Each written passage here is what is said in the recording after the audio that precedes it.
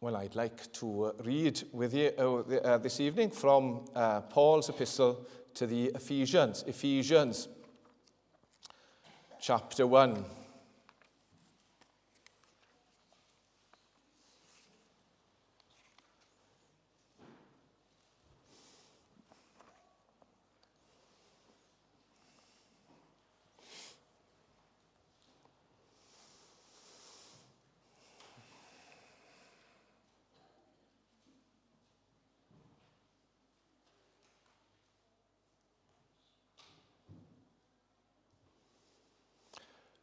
Paul, an apostle of Jesus Christ, by the will of God, to the saints who are in Ephesus and are faithful in Christ Jesus. Grace to you and peace from God our Father and the Lord Jesus Christ. Blessed be the God and Father of our Lord Jesus Christ, who has blessed us in Christ with every spiritual blessing in the heavenly places, even as he chose us in him before the foundation of the world, that we should be holy and blameless before him.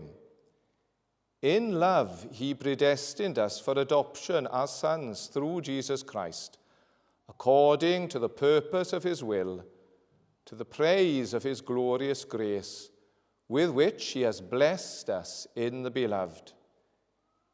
In him we have redemption through his blood, the forgiveness of our trespasses according to the riches of his grace, which he lavished upon us in all wisdom and insight, making known to us the mystery of his will, according to his purpose which he set forth in Christ as a plan for the fullness of time, to unite all things in him, things in heaven and things on earth.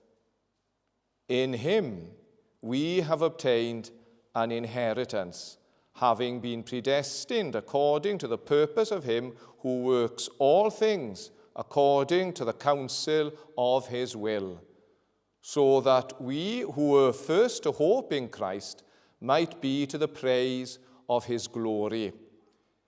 In him you also, when you heard the word of truth, the gospel of your salvation, and believed in him, were sealed with the promised Holy Spirit, who is the guarantee of our inheritance until we acquire possession of it, to the praise of his glory.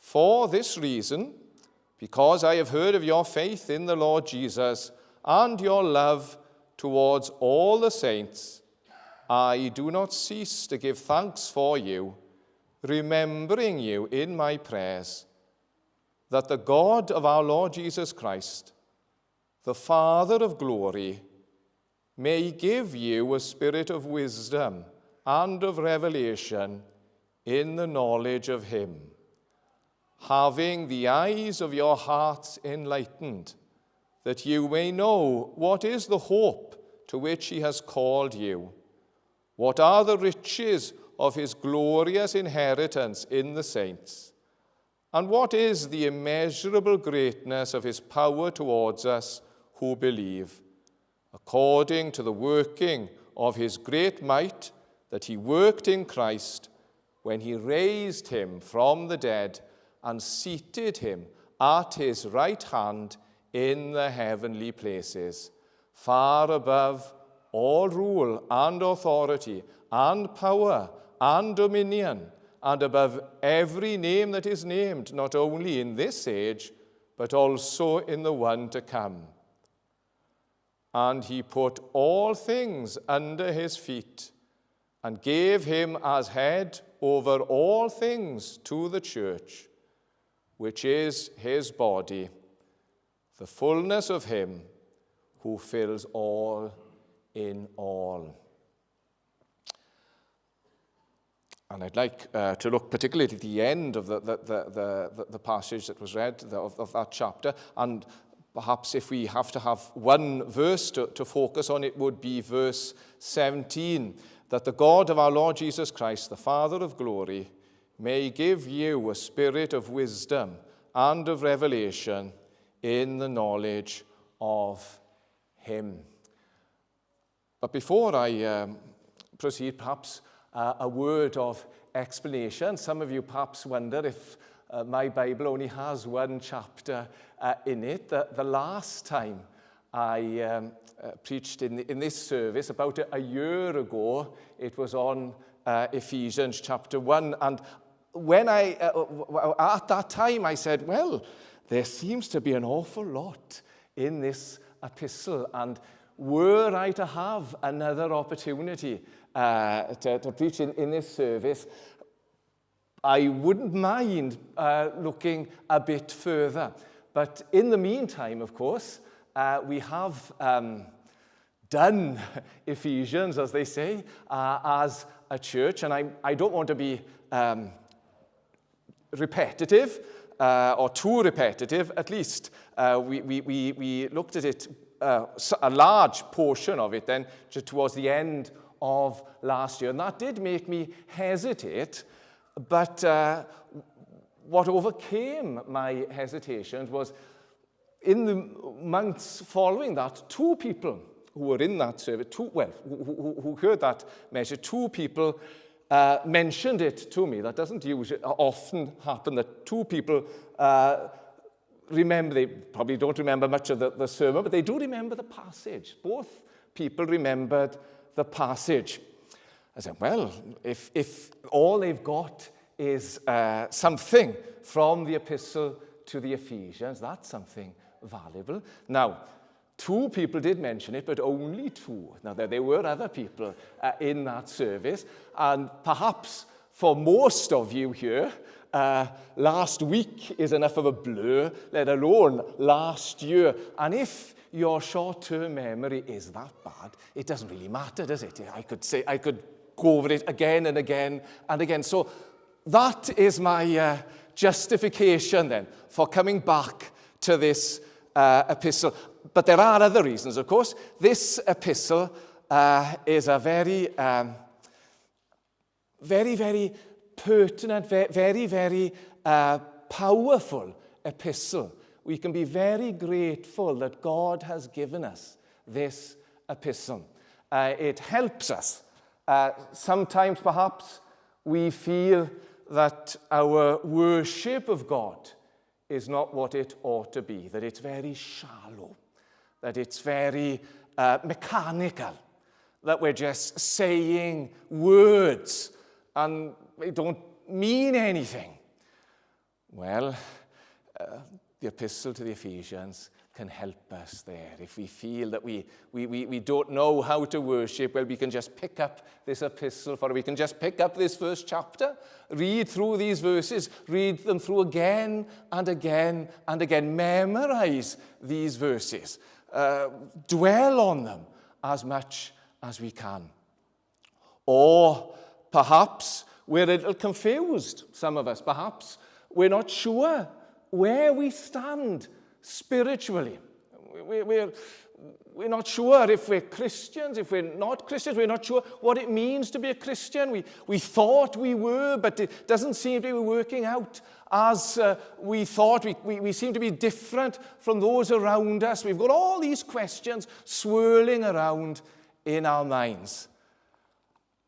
And the epistle to the Ephesians can help us, can speak to us there. Or perhaps we're struggling to carry on. We're struggling. Simon has reminded us of the Christians in the world who suffer greatly. And we, in our prayer meeting on Wednesdays, we go through the Open Doors diary calendar of all the main countries where Christians are persecuted. And some of the countries you've never heard of, but there are believers there, and they suffer fiery trials. And as we pray for them, we perhaps often feel a little bit guilty that they are suffering so much, and our life is so easy. We don't have half the problems that these brothers and sisters have. But of course, the devil is subtle. We see in these fiery trials, we see how the devil can attack front on, put a lot of pressure. He can be more cunning than that, and perhaps this is our struggle. He doesn't have to go attack us front on. It can be gradual over a period of time. If you've known people who've wandered from the Lord, at least in my experience, it rarely is something that happens overnight. It just becomes on gradually, little by little.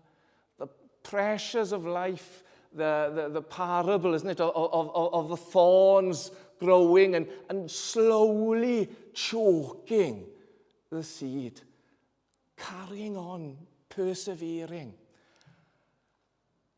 And the epistle to the Ephesians can help us if that is our battle, if that is our struggle. It helps us by reminding us where we're to start, not so much with ourselves, but with God. That's perhaps lesson number one, which we all need to take to heart. Paul doesn't start with himself. He starts with God. Blessed be the God and Father of our Lord Jesus Christ. And the opening verses of the first chapter is that great song of praise to God for his grace, the Father who's predestined us, the Son who's redeemed us, the Spirit who's sealed us. But he comes down then, having started with praise, he moves on then to thanks. Thanks.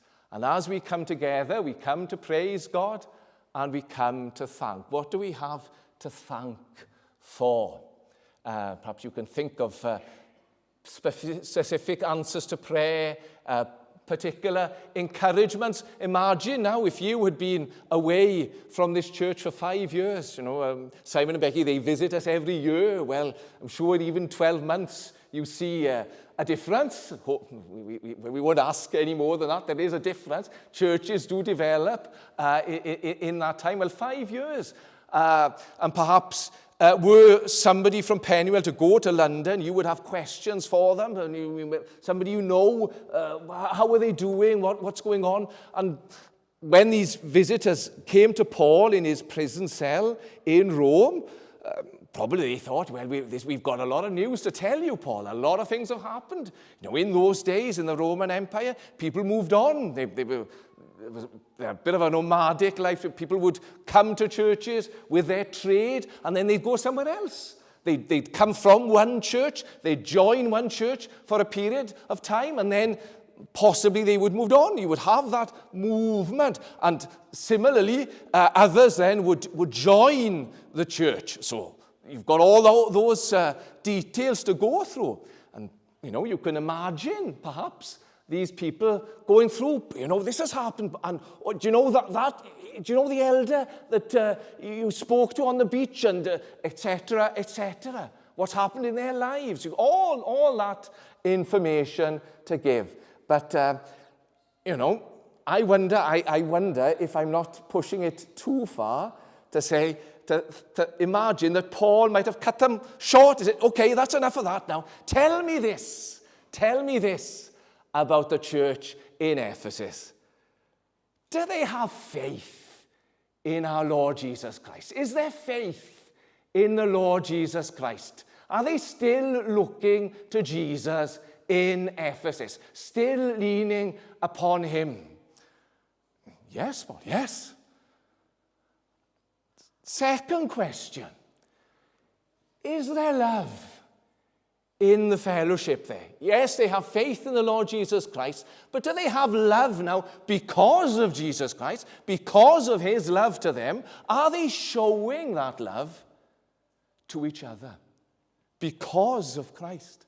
Not just the likable ones, but all those who are Christ's. Do they have love for all the saints? And the visitors would say, yes, that's true. And Paul would say, thank God. Thank God. For this reason, because I have heard of your faith in the Lord Jesus Christ and your love towards all the saints, I do not cease to give thanks for you.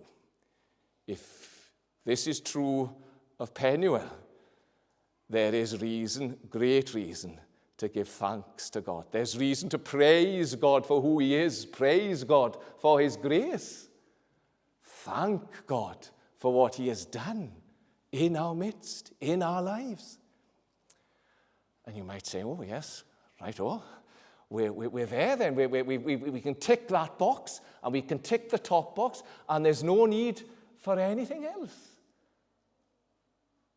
No, that's just the beginning. That's just where Paul is just getting started now. He started with praise. He continues to thank.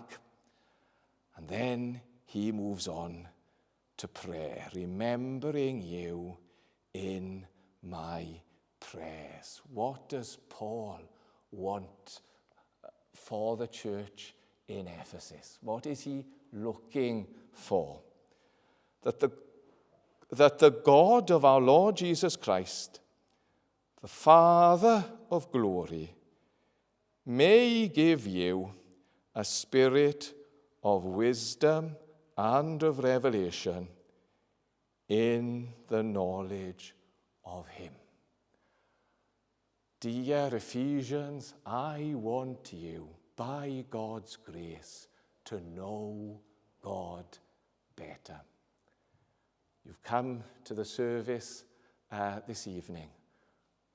Why are you here? You were here perhaps out of duty, out of routine, out of loyalty, all sorts of reasons. Perhaps you've been invited to the service tonight. You may have come out of curiosity. The best thing that could happen to you as we meet is that you would come to know God and would come to know him better.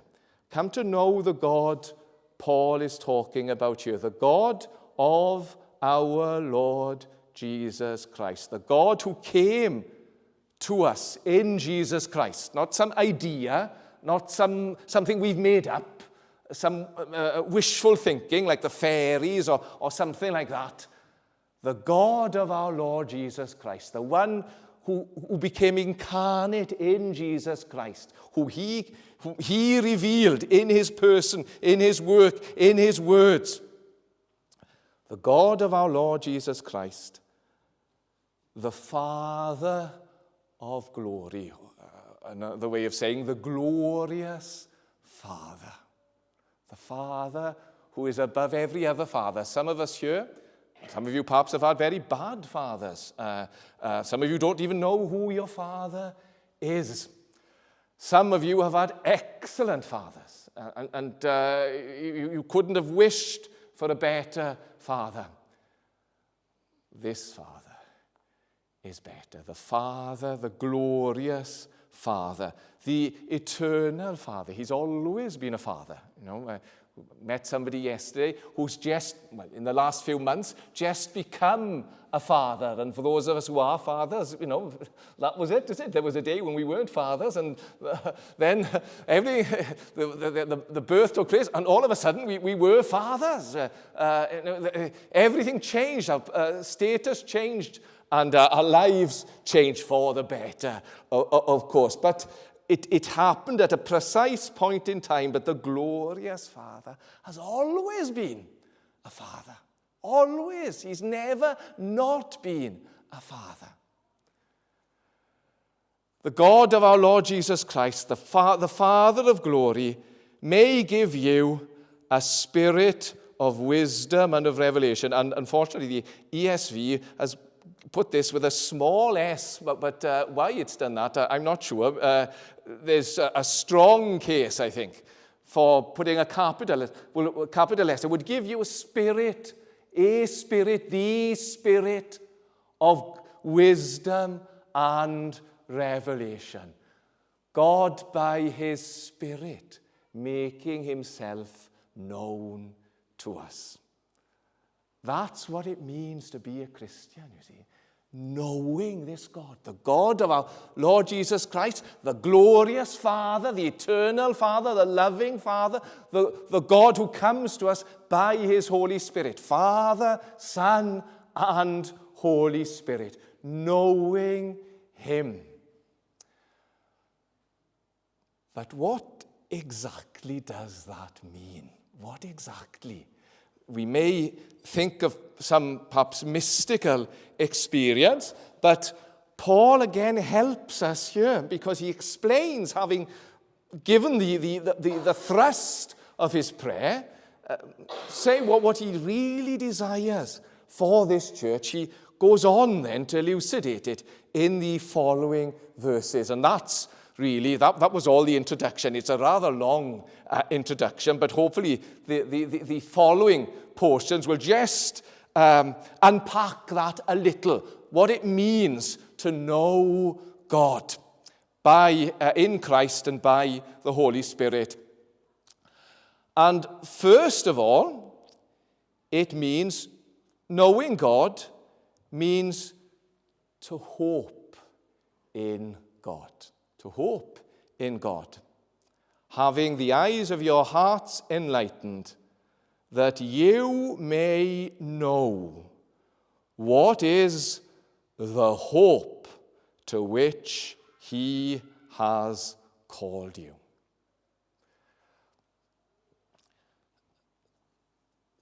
If you look around the world today, you'll see all sorts of things going on and all sorts of promises being made. You pass a travel agent, you'll see that they advertise these exotic holidays. And if you watch the television, you've got all these commercials. They're all telling you of these wonderful experiences that you can have. And that is one side of the world in which we live, telling us to delight in these things for their own sakes, make the most of them. But if you were to scratch under that a little, and all the hype and all the salesmanship behind all these efforts, and ask why are they doing this? Why are they promoting this? Why do they think people are going to spend lots of money on all these different things? The reason for that is that there is not much hope in the world. On the contrary, there is despair in the world, that people are looking for any way to get out of it, to avoid it, and not to think about it, not have to do with the problems, the realities, the hardships of life. Forget them as much as we can, because we have no answer, because we have no hope. This world has no hope. We know we're in an election season, and some of us, we've been here before. We know what elections are like. We know what promises are made, and we know sometimes how those promises are received gladly, and everybody's excited. Oh, there's going to be a real change for the better. And it never comes. It never works out. And in 10 years' time, people are looking at the excitement and the euphoria before that particular election, and they're saying, well, look at where we are. Really, we were so stupid to have put our trust in these people, to have believed all these promises. And they become cynical then, and they become, well, indifferent or hostile or whatever. There is no hope in the world. We've got to face this world can't offer us hope. It can comfort us for a little while, but no lasting hope. There is only one who can offer us hope. One who is above this world. The problem of everything else, of course, is it's within the confines of this world. So it's limited, as everything else in the world is limited. So any other comfort is limited by time and space and mortality. All those things come in. But there is a God who is above all of that. The eternal God, the creator, the sustainer. And to know him is to hope in him. To know him is to hope in him even when we find ourselves in hospital, as some of us have during these last months, is to hope in him. To know him is to hope in him as we wait. Some of us here wait for a judge to meet in Kampala after various delays and time goes on. But through all of that, to know God is to hope in him. Some here working amongst Muslim populations and all the difficulties there and all the administration, all the bureaucracy. In all of that, to know God is to hope in him. As we meet for worship, there's all the difference in the world in turning up and coming in hope. Hope in God. It makes all the difference in a prayer meeting, doesn't it? When we turn up and we just, we suppose we've got to say something, we've got to pray, and we pray in hope. Somehow the Holy Spirit helps us to look to God in our weakness and in our uncertainty. Perhaps somebody else has prayed and that has helped us. Perhaps there's been some answer. We've seen God's work in his providence, and that's helped us to hope in him. It's a wonderful thing to hope in God, to know God so well that we hope in him against hope, where everything seems hopeless, when in ourselves we have no hope. But we hope in him. To know God is to hope in him. To know God is to expect from him. To expect from him. Having the eyes of your heart enlightened, that you may know what is the hope to which he has called you. What are the riches of his glorious inheritance in the saints? What riches God has for his people. What riches has he for his people now? What blessings has he for his people now? And Paul has enumerated those at the beginning of this chapter. Adopted now as God's children, forgiven, redeemed now by Christ's blood, sealed now by his Holy Spirit. And yet there is more to come. More to come from God. I hope this isn't confidential, but I think all this is public information by now. But Sarah and I were in a meeting, and Sam was there as well with our employer, the university, and it was a sobering message.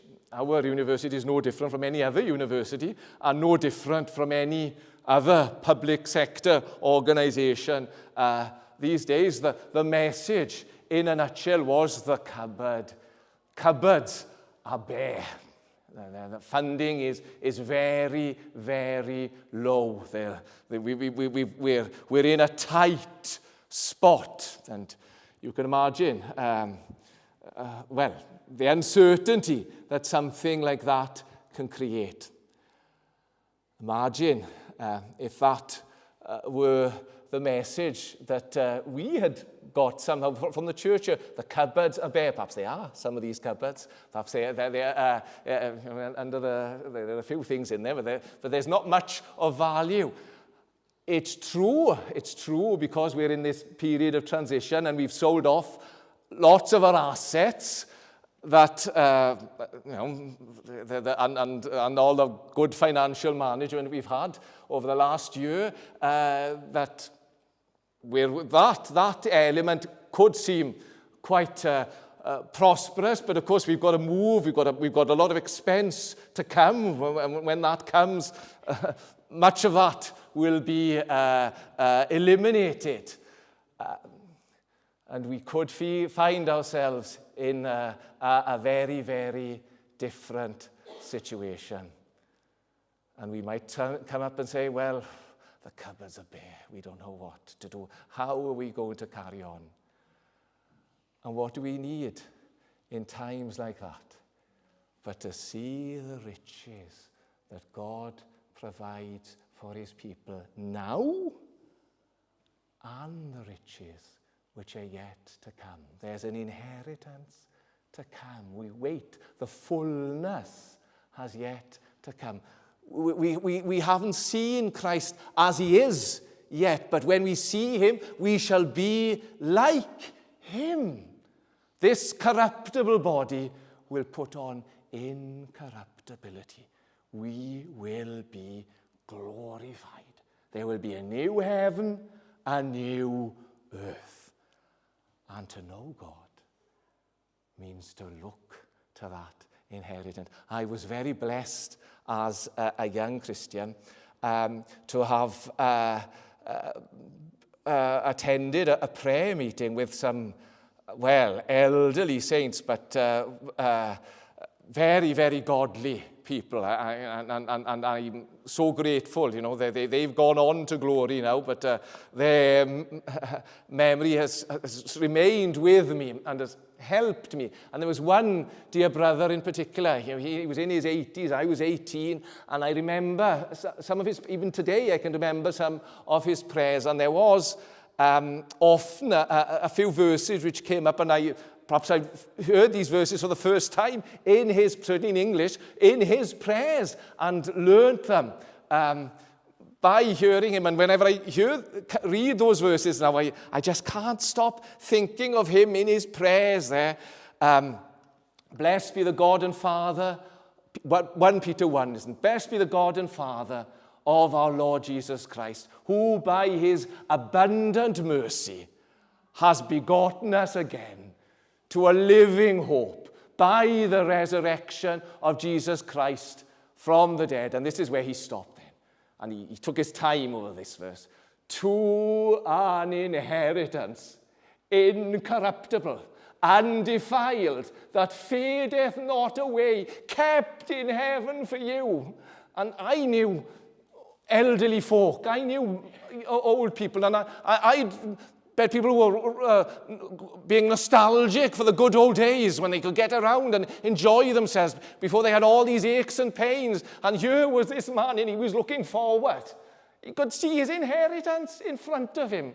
He could see the God of his inheritance, incorruptible, undefiled, that fadeth not away, kept in heaven for you, who are kept by the power of God, ready to be revealed in the last day. To know God is to expect from God. And to know God, lastly, is to be empowered by God. Having the eyes of your hearts enlightened, that you may know what is the hope to which he has called you, what are the riches of his glorious inheritance in the saints, and what is the immeasurable greatness of his power towards us who believe. The immeasurable power. Immeasurable, some of you know more about electrics than I do, which is just as well. You know about voltage and power surges and all those things. You can measure that. You know, when people have got instruments to measure how much electricity is circling. And all the energy around us, there are measures on it. The immeasurable greatness of his power towards us who believe. The God in whom we believe is a powerful God, an all-powerful God, a God who can keep us. And sometimes we say, well, yes, I see the words, but that's not how I feel. I'm struggling. It's enough of an effort for me just to be here tonight. I don't know how I'm going to manage for the rest of the week, or the coming weeks, or the months, or the years ahead. How am I going to cope? All the problems which may come upon me over that time. I don't feel strong at all. I feel very, very weak. Yes. It's not your power, is it? It's not, thankfully, it's not the sum total of all the power that we have in ourselves pooled together, and then perhaps somehow we get some big battery of power from everyone. No, it's God's immeasurable power towards us in our weakness, in our frailty. The more we see of our weakness, the more we realize how much we need his power, how much we need him in his power, how much we need to know his power. And how do we do that? Listen to what Paul tells us. What is the immeasurable greatness of his power towards us who believe? According to the working of his great might that he worked in Christ when he raised him from the dead and seated him at his right hand. Imagine now, in Jerusalem, the tomb there, where Christ's body has been laid, there where you could have had all the doctors in the world, all the ones who would have come afterward, all the equipment, the medical equipment. That body was dead. Nobody could bring life to a dead body. But God, in his immeasurable power, raised him from the dead and set him to sit at his right hand above all in the heavenly places, far above all rule and authority and power and dominion, above every name that is named, not only in this age, but also in the one to come, and has put all things under his feet, and given him a name that, and gave him as head over all things to the church, which is his body, the fullness of him who fills all in all. You want to see God's power? Look to Jesus Christ. Look to Jesus Christ. Look to the power that raised him from the dead. Look to the power that put him to sit at God's right hand above all power and dominion, now head over all things for the church. There is God's power for you. That is what is going to keep you. And knowing God means to know that power. Well, may God help us by his Holy Spirit. May God help us to see again in whom we have put our trust, in whom from whom our strength comes, from whom our inheritance, our glorious inheritance comes, and in whom we have our hope. And as we do so, may we live to the glory of his name. Let us pray.